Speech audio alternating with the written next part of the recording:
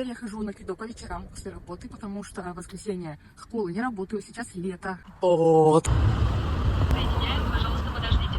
Жду. Дверь открыта. Спасибо.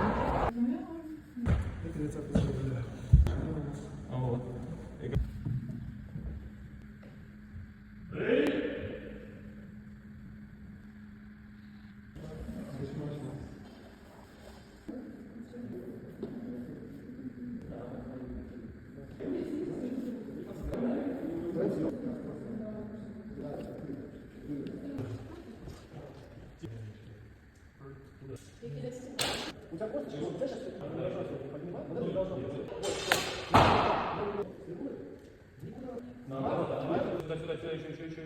еще.